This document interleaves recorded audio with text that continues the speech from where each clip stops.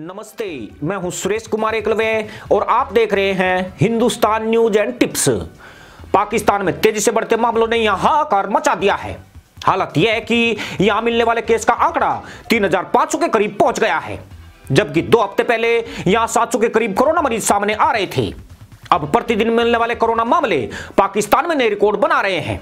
हैरानी की बात यह है कि पाकिस्तान में टेस्टिंग की जांच फिर से धीमी कर दी गई है। बीते 24 घंटे के दौरान 42,904 लोगों की जांच ही की जा सकी, जिनमें 8.15% पॉजिटिव पाए गए। स्थिति यह है कि 2,469 टोपीबाजों की हालत बेहद नाजुक है और वे कभी भी हुरों की खोज में प्रस्थान कर सकते हैं। कोरोना के नए मामले सामने आने के बाद पाकिस्तान में संक्रमितों की संख्या बढ़कर 4,06,810 हो गई है। सितंबर महीने के आखिर तक पाकिस्तान कोरोना से जंग जीतने के दावे करता था।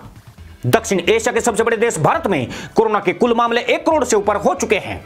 बेहद कड़े कदमों के बाद भारत में प्रतिदिन 50,000 के करीब कोरोना मामले आ रहे हैं, परंतु पाकिस्तान में यह संख्या 400-500 तक ही रह गई थी। करीब 22 करोड़ की आबादी और 72 स्वास्थ्य सुविधाओं वाले पाकिस्तान ने झूठी वाई पाने के लिए मदरसा कौम की जान आफत में डाल दी है। जो देश पोलियो, टीबी, हेपेटाइटिस जैसे संक्रामक रोगों के मोर्चे पर विफल रह चुका है, उसने कोरोना को परास्त करने का ऐलान कर दिया था, पर अब उसका भांडा पूरी तरह फूट चुका है और यहां मचा हाहाकार उसके हाथ पांव फुला रहा है। पिछले हफ्ते जब भारत समेत कई देशों में कोरोना वैक्सीन की सफलता की खबरें आई, तब पाकिस्तान को भी उम्मीद जगी थी।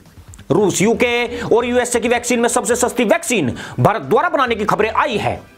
इसमें विशेष बात यही थी कि भारत की वैक्सीन 2 से 8 डिग्री तापमान में सुरक्षित बताई गई, यानी उसका भंडारण कम खर्चीला और गरीब देशों के लिए मुफीद माना गया। पाकिस्तान बैकडोर डिप्लोमेसी के माध्यम से भारत से लगातार संपर्क में रहा है। उसकी निगाहें भी भारत बायोटेक और सीरम इंस्टीट्यूट की तैयार की जा रही वैक्सीन पर टिकी है, मगर भारत द्वारा साफ कर दिया गया है कि वह अपनी वैक्सीन को सबसे पहले अपने मित्र देशों को उपलब्ध कराएगा, जिनमें पाकिस्तान के अलावा सभी सार्क देश शामिल हैं। उसके बाद खाड़ी देशों और यूरोप को वैक्सीन भेजी जाएगी, यानी पाकिस्तान को भारतीय वैक्सीन नहीं मिलने वाली है। खास बात यह है कि भारतीय वैक्सीन की कीमत $4 से $8 के बीच रहने का अनुमान है, जबकि बाकी देशों द्वारा बनाई जा रही वैक्सीन बेहद महंगी होने के साथ उनका भंडारण भी बेहद खर्चीला है, जिसे वहन करना पाकिस्तान जैसे गरीब देशों के बूते की बात नहीं है। भारत की तरफ से वैक्सीन की उम्मीदें खत्म होने के बाद पाकिस्तान फिर से अपने सदाबहार मित्र चीन के चंगुल में फंस रहा है। उसने इस्लामिक गुटबंदी करने में जुटे तुर्की को भी अपने साथ मिला लिया है और तय हुआ कि दोनों देश चीन की वैक्सीन से कोरोना दूर भगाएंगे। तुर्की ने ऐलान कर दिया है कि अप्रैल महीने से वैक्सीनेशन का काम शुरू कर दिया जाएगा। चीन में तैयार हो रही कोविड-19 वैक्सीन दिसंबर के आखिर तक बाजार में आ सकती है। यह वैक्सीन दुनिया की सबसे महंगी वैक्सीन बताई जा रही है। चीनी मीडिया के मुताबिक वैक्सीन की कीमत 1,000 युआन यानी 10,000 भारतीय रुपए हो सकती है। चीन की वैक्सीन 2 खुराक में उपलब्ध होगी, जिनमें एक की कीमत कुछ 100 युआन हो सकती है। पाकिस्तान और तुर्की के आर्थिक हालात बेहद ही खराब हैं। चीन से वैक्सीन खरीदना उनके लिए ज्यादा आसान है। इसकी वजह यह है कि दोनों मदरसा मुल्क इसे उधार में खरीदने के लिए चीन को मना रहे हैं। चीन की सिनोफार्म कंपनी भी इसके लिए राजी हो चुकी है। बताया जाता है कि कंपनी के अधिकारियों ने वैक्सीन देने के साथ कुछ शर्तें भी रखी है, जिनमें पहली शर्त यही है कि पूरे देश में वैक्सीनेशन की प्रक्रिया में चीनी वर्कर्स भी साथ रहेंगे। इसके अलावा देश में किसी दूसरी वैक्सीन का आयात नहीं किया जाएगा। यह नियम सरकारी और निजी अस्पतालों पर भी लागू किया जाएगा। दरअसल चीन को आशंका है कि वैक्सीनेशन की आपाधापी में प्राइवेट अस्पताल दूसरे देशों से सस्ती वैक्सीन आयात कर सकते हैं। अगर ऐसा हो गया तो चीनी कंपनी अपने मुनाफे का बड़ा हिस्सा गंवा सकती है। वैक्सीन निर्माण में जुटी कंपनियां प्राइवेट सेक्टर में अपने लिए भारी मुनाफा देख रही है। सीरम इंस्टीट्यूट ने भी प्राइवेट सेक्टर के लिए अपनी 2 वैक्सीन की कीमत 1,000 रुपए रखी है, जबकि सरकार को यही वैक्सीन 200 रुपए के आसपास उपलब्ध कराई जाएगी। चीन ने पाकिस्तान और तुर्की को इसी जाल में लपेटकर भारी मुनाफा कमाने का पैंतरा चला है। इन दोनों देशों में वैक्सीनेशन का नियंत्रण चीन अपने हाथ में लेना चाहता है।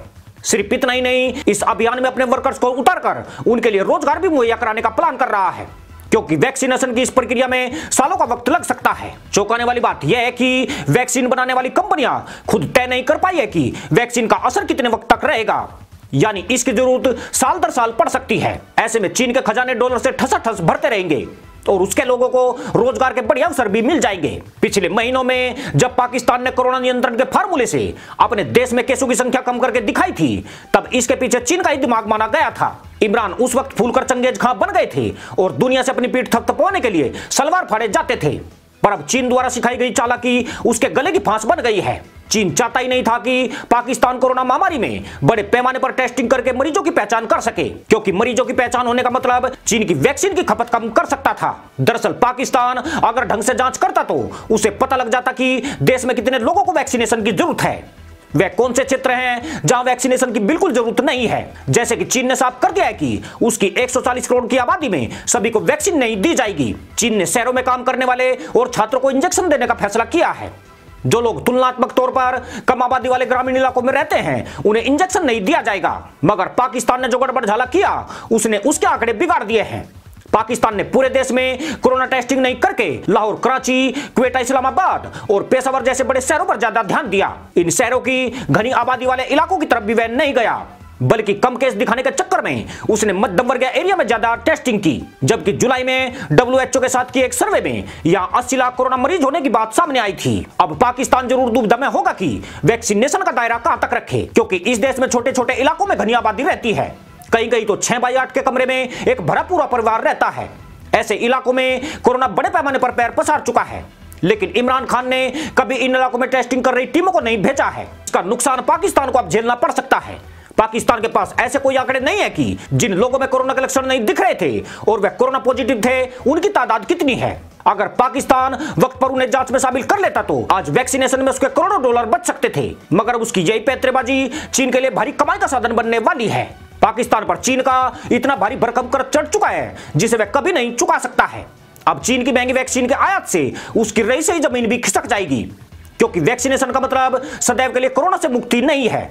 यह हर साल या 2 साल के बाद लगातार लगवानी पड़ सकती है। पाकिस्तान दुनिया का पहला देश है जहां पोलियो पूरी तरह खत्म नहीं हो पाया है। अभी 2 दिन पहले ही पोलियो वैक्सीन देने वाले वॉलंटियर को सरेआम गोली मार दी गई थी। अगर किसी मदरसे के मौलाना ने चीनी वैक्सीन पर कोई उल्टी सीधी अफवाह फैला दी तो इस धर्मांध और जाहिल देश की हालत और भी खराब हो सकती है, क्योंकि यह मुल्क तशरीफ उठाने गिराने के पीछे किसी मैग्नेट की बड़ी भूमिका मानता है। किसी मौलाना को इस मैग्नेट पर खतरा दिखा तो फिर कोरोना का कतरा इन जाहिलों के लिए हुर मिलन का जरिया बन सकता है। इसी के साथ अनुमति दोस्तों, जय जवान, जय किसान, जय हिंद, वंदे मातरम।